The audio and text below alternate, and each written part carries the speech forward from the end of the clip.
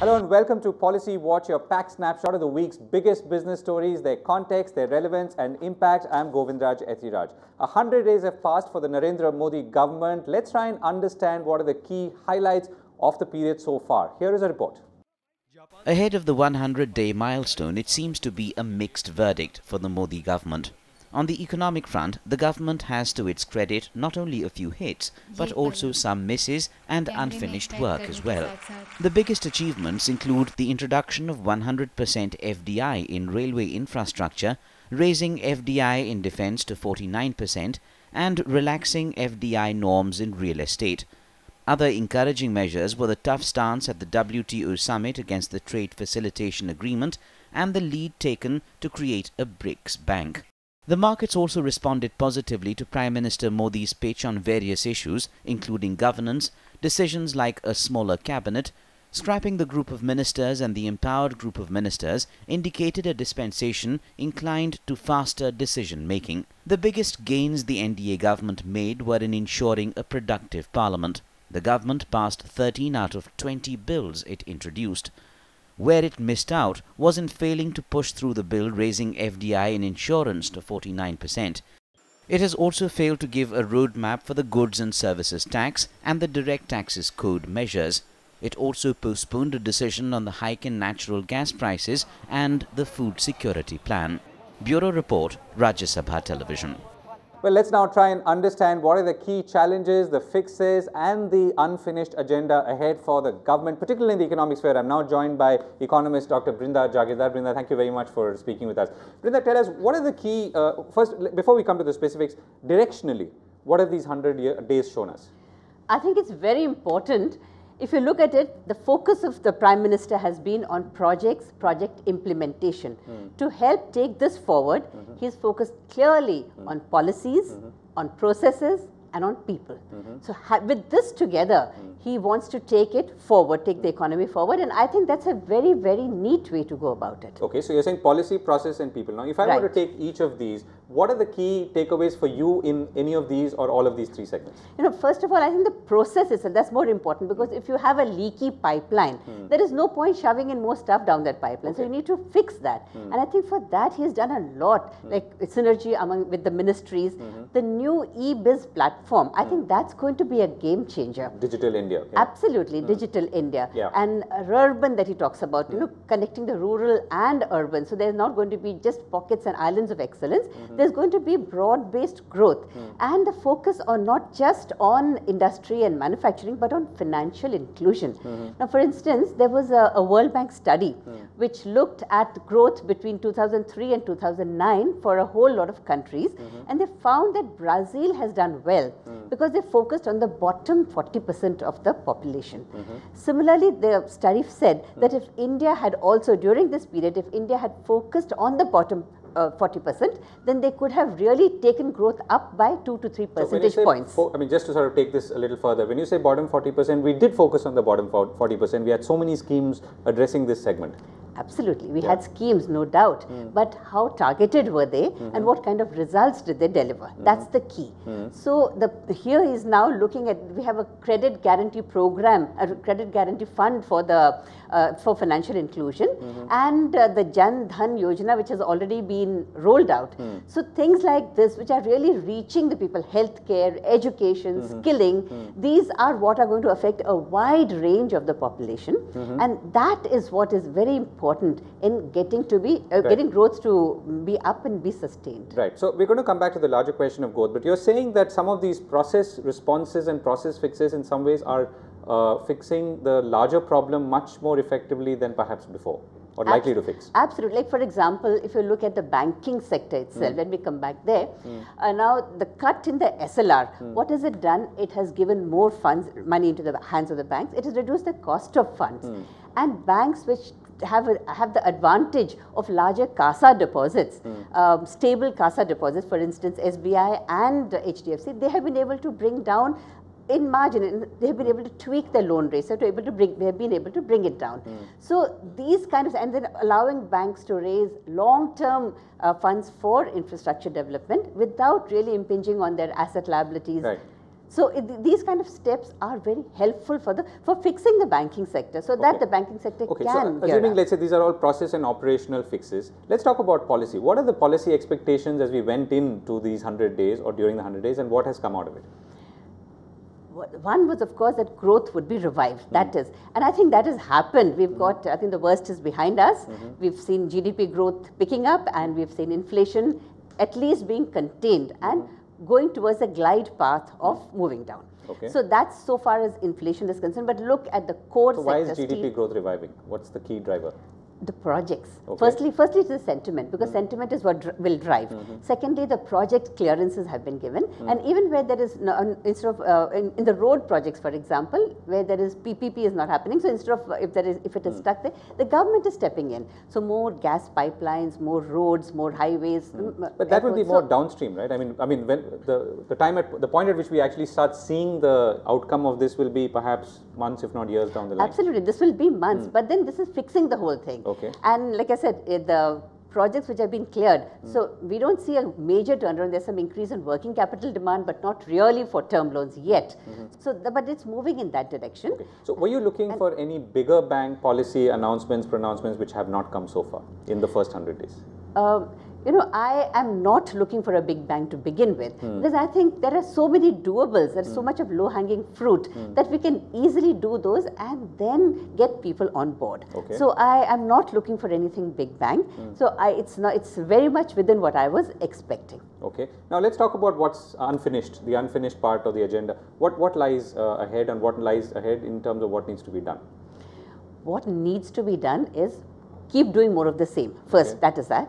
And yes, labor reforms, for example, change in the legal structure. We don't have a bankruptcy code, for instance. So we need to do these things, and there is a lot of work still to be done. But let's not rush things, and let's not be either too disappointed or just. I think this is fine. Let it go at this pace.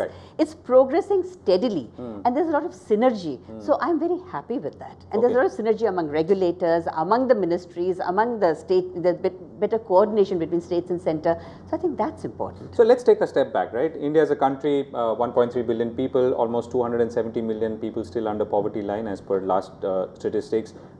Growth is under 5%. Now, if we were to resolve the larger economic and social indicator challenges and tasks, what's really the big stuff, or if not big, the small stuff that still needs to be done? Education.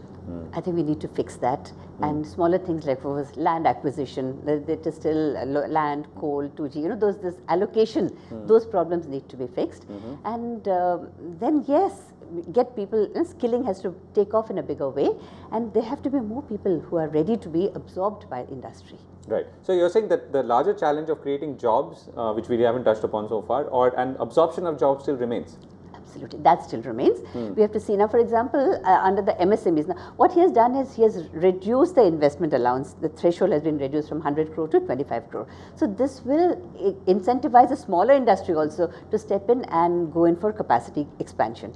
So it is steps like this which will really, wider, larger steps like this, which will help the economy to grow. In a way, in a somewhat bottom-up way. Absolutely, or bottom-up, because like I said, financial inclusion, inclusive growth is very important. It's very bottom-up. So we talked about policy, process, and people. What's the people element here? Skilling. And then of course, it sounds very. People coming on time to work. I mean, that itself is if that is news, then I think that is again a good thing. Yeah, but the Prime Minister also seems to think it shouldn't be news. It shouldn't be news. Certainly, I would also agree, and you would agree too. It shouldn't be news. But then, if you're saying this reflects an overall attempt at efficiency, at least in the government side, if not the rest of the economy. Yes. Right. Okay. So, what's the one or two things that you feel need to be done in the next 100 days, which are important to keep this momentum up, or fill or plug a hole that hasn't been plugged so far? Like I already said, keep plugging away. Let's do more of the same. That's for one, because they are on the right track and they're doing a lot of small things which help to fill that big hole. So more of the same, but keep an eye on food inflation. I am worried about food inflation, and I am also worried about infrastructure not picking up and not getting completed in time, and cost overruns, because that again is going to add a big burden. So it's these things that are important, and from a larger perspective, what could go wrong? Implementation, if it is not done in the way it is envisaged, and if the projects don't deliver those results, then implementation could be a hurdle. And also from the global side, the geopolitical situation is still very fluid, and the Fed, I mean, when it starts raising the rates, so what kind of impact is going to have on India, on emerging markets in general and on India in particular? So there are still some risks that remain in the system. Right. So manage the internal movement and the efficiency of the economy, which is somewhat in your control. Keep an eye on the global, on the global economy and the geopolitical situation. Also keep an eye on capital flows, I would imagine, because of tapering. And finally, fix food inflation, because that's the one thing that can really make a mess of all the good things that have been done. Yes, right? Food inflation. In terms of production, we seem to have a little more in terms. Area under rice is slightly higher. Area under pulses is slightly higher. Pulses and coarse grains, this is slightly lower, but oil seeds and rice, the area sown under these is higher. So we, from the production side, the kind of setback that was being anticipated, that is not there, but we need to fix the distribution. Well, Brinda, thank you very much for being with us. We'll take a break, but coming up on the other side, we talk about the massive financial inclusion project that the government and the Prime Minister have initiated and what it means. Welcome back. Here with Policy Watch. Prime Minister Narendra Modi has asked the banking system to make the opening of bank accounts a national priority for over 70 million households under the Pradhan Mantri Jan Dhan Yojana. The Pradhan Mantri Jan Dhan Yojana was launched by the Prime Minister on Thursday as he handed over banking kits to 5 families in the national capital. But it was not just these 5. Bank accounts were opened for more than 1 crore people in camps put up by banks in 77,852 places on the first day itself. Terming this as a record of sorts, the Prime Minister hailed the efforts of banking sector employees. 1.5 crore लोगों का अकस्मात बीमा, दुर्घटना बीमा 1 लाख रुपए का प्रति व्यक्ति का शायद इंश्योरेंस कंपनी के जन्म से आज तक कभी नहीं हुआ होगा। जो सरकार में बैठे हैं, भिन्न भिन्न विभागों में काम कर रहे हैं, उनका भी विश्वास प्रस्थापित होने वाला है आज के बाद कि हम जो तय करें वो कर सकते हैं। The Prime Minister said that in addition to achieving financial inclusion for all, this scheme will also generate employment. गरीबी को से मुक्ति पानी है तो हमें फाइनेंशियल अनटचेबिलिटी से भी मुक्ति पानी होगी। हर व्यक्ति को फाइनेंशियल व्यवस्था से जोड़ना होगा। Finance Minister Arun Jaitley said more services will be added to this scheme in the second and third phase. जिन्होंने बहुत परिश्रम किया है डिपार्टमेंट फाइनेंशियल सर्विसेज के साथ, उनकी ये योजना है कि अगले 6 महीने में हर अकाउंट की परफॉर्मेंस देखने के बाद उस खाते के अंदर कुछ ओवरड्राफ्ट का साधन दिया जाए। इस अभियान का वो दूसरा दौर होगा और तीसरे दौर में इस एक्सीडेंट बीमे के साथ साथ जीवन बीमा या अन्य बीमा भी माइक्रो इंश्योरेंसेस इसके साथ जोड़ने का डिपार्टमेंट ऑफ फाइनेंशियल सर्विसेज और बैंक्स की पूरी योजना है। NUUP or the National Unified USSD platform for mobile banking was also launched by the Prime Minister on Thursday. The logo and name of the scheme was chosen from suggestions received from the general public on mygov.nic.in, and the winners were also felicitated by the Prime Minister. Vishal Dahiya, Rajya Sabha TV, Delhi. Joining me now to discuss this in some detail is Soumya Ghosh, Chief Economist of the State Bank of India, the country's largest bank. Soumya Ghosh, thank you very much for speaking with us. So let's understand first what are the kind of multiplier effects that this could have, and which has not happened for various reasons in the past. See, if I just look into the historical data in terms of financial inclusion, just if you take the cut-off period 1969 till date, I mean, even after an enormous amount of financial inclusion, around 41% of the total population, I mean, I'll tell the households still don't have access to formal banking. But that doesn't mean that the banks have not been on the financial inclusion. There has been 2 phases as per the RBI has been doing. Phase 1, they have covered around 1,70,000 villages, and the phase 2, which is likely to end in 2016, around 4 lakh odd villages. So the challenges of the financial inclusion, if we just look at this data, is enormous, and the banks also have been gearing up to the challenge. Now, coming to a specific question that what is likely to in terms of a multiplier effect, I think one of the differentiators of this scheme, because financial inclusion is not only always about no-frills account, because sometimes the no-frills account. So in the early phase, we seem to focus more on just opening accounts and hoping things would happen, but that didn't happen. Yeah, so that didn't happen. So this time, one of the things which could differentiate this financial inclusion, make it successful, is that the government is adding a caveat that you also have to give an insurance cover. So what it means is that if you look at the model of this in India, if you look at the data, there is the people in the country, in the Indian country, prefer more of date cards. So the government, if it goes ahead and issues a date card, that is going to be beneficial for these people. This is first point. The second point is that the banks can actually use this date card to devise different types of insurance products. One of the insurance products which the government is already talking about is the accidental cover. Later on, the banks could actually think of in terms of a crop insurance program, or it could be an health insurance program. So all sorts of this insurance program, the banks could actually think in terms of cross-selling, which could also add to the bottom line. And the bank account becomes an identifier and a delivery mechanism for all these products and services. Exactly. And these bank accounts, what is going to do, since we are going to use the Aadhaar one, so and the cash transfers will be directly into the system. So these accounts could also, and once they start using these accounts, the transaction history will also be built up, and that transaction history the banks could actually use to identify who are the borrowers, or who are the people who could be in need of such insurance programs. Right. So many studies in the past have said, for instance, that cash-based economies, which India has been or is still, harm the poor. Right. This is a generic statement backed with a lot of data as well. What is the kind of outcome that we could see once cash moves from the broader system into, let's say, the banking system? Yeah, just let me think things in proper perspective. If you look at the 1971, the cash component in total money supply was around close to 40%. Today it is around 12 to 13%. So cash has indeed come down. How does that compare with the developed world? That's I'm coming. So it has indeed come down, but if you look at the developed economies, it is around 2 to 3%. Okay. So yes, we have come from 40 to 13, from 13 to 3, it's a long way to go. So that's the first thing. And the second thing is that if just rough calculations, our estimates suggest that the use of cash, for example, and 10 rupee note if you are using in the system, the cost of that is enormous. It could be around more than 1% of GDP.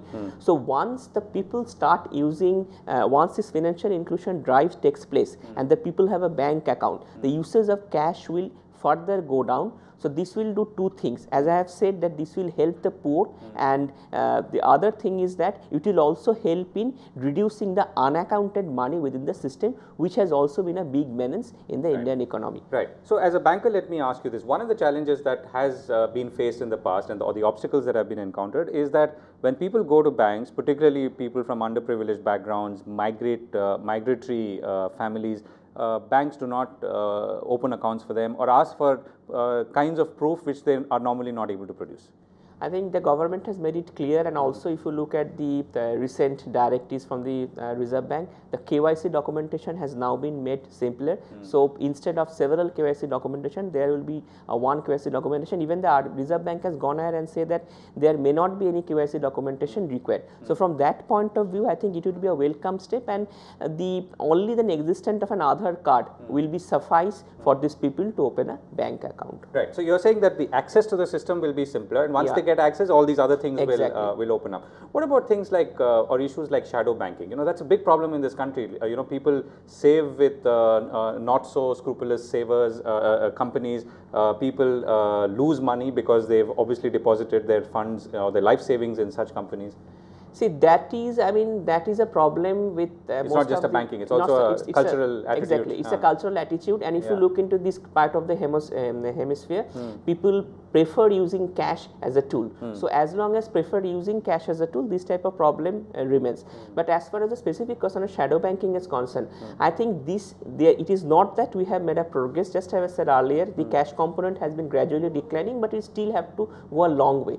So this will help in curbing the menace of shadow banking to some extent, but at the end of the day, the people should also be vigilant, and the regulators like SEBI has also been emphasizing that people should be vigilant about these schemes which promises exorbitant returns, but at the end of the day they end up with having no return to the poor. Right. Okay. So let me ask you a more logistical question. 70 million households is the target set by the Prime Minister now. Is the banking system ready to create that many accounts so quickly by 2016 and have them up and running? See, that is going to be, I believe, a challenge, because 70 million households, and if you have to, I mean, take into the one or two, I think that is going to be a challenge. But I believe that the banking system in India has evolved significantly over the last, I mean, decade or so. The core banking solution is now in most of the places, and even though it should be, I mean, it will be a challenge for the system, but I think the system at the end of the day is geared up to face the challenge, because it is not that the financial inclusion has been taking place, because phase 1 has been completed, of which 1,70,000 odd villages have been covered, and by 2016 the banks are supposed to cover. And that 1,70,000 is up from about 55,000 only about 4 years ago. Exactly. So that's actually has been a humongous achievement. So from 1,70,000 now around 4 lakh odd unbanked villages which are not bankable will now be covered by 2016. So I think that there has been progress, but obviously this challenge of this financial inclusion is a little bit larger. Right. Okay. So you're saying access is going to be simpler, products are going to be available, the physical capability or the logistics capability, while it is there, while it will be a challenge, will be something that is surmountable. Now tell me about whether it will be profitable. Will banks finally do this because they have no choice to, about doing it, or will they actually able to make some kind of margin and keep themselves going? There are two things over here. Of course, the banks will, I mean, always will do that type of business which is profitable. But let me remind you that the bankers, for example, our bank have scaled up the business correspondent model to a significant extent in the last couple of years, exactly to face this challenge. The other way to look into the thing is that in the Indian banking system, the margins are still on the higher side if you compare with the developed economies. So there are two ways you can reduce the margin. One is the way that you go for a branchless banking, which most of the banks now are doing. For example, if you want a checkbook, you need not go to the bank. If you want to withdraw money, you need not go to a bank. The other way to look into the thing is to bring up the system of digital banking. Digital banking, for example, is likely to offer a capture a significant percentage of total banking transaction, as has been projected by independent researchers, the developed economies, in the next 2 to 3 years. The figure shows could be as high as 60 to 70%. So some of the banks, for example, like our bank, have already started digital banking. Once you start doing it, and because it will. When you say digital, you mean internet access, or is it something more? It is basically no people. It will be a bank where you can go and do transaction on your own. And this could be done more on the urban areas, because rural areas it cannot be done. So if it does more on urban areas, it will free up some resources. Some of these resources could actually be used up more productively in doing jobs like this financial inclusion. Right. And in some ways, we're also saying that the latest technology-backed banking systems will be available to the poorest of the poor in this country. Yes. And the other thing is that which the government, I think this is the financial inclusion, the mobile banking system, because very recently I think there has been a statement that you need not, for your checkbook and all those things, you need not use an internet. And if you just use a mobile banking, the cost of mobile banking is significantly lower. In fact, it is, I think, less than half of what the internet banking does. So from a branchless banking to an internet banking to a mobile banking, your cost is significantly coming down. So you are making the financial, even though, I mean, this will remain a challenge, but we are trying to make it affordable by transforming our branches from a branch banking to a seamless banking over the last couple of years, and I think that should be the motto of the Indian banks going forward. Right. So the intent to solve some of the biggest problems facing our poor is now clearly there. The effort is on, and technology will assist. Right? Exactly. That's a good note to end on. Thank you so much for joining us, Soumya, Kanti, Ghosh. That's all we have time for on this edition of Policy Watch. We'll be back next week, same time. Thanks for watching.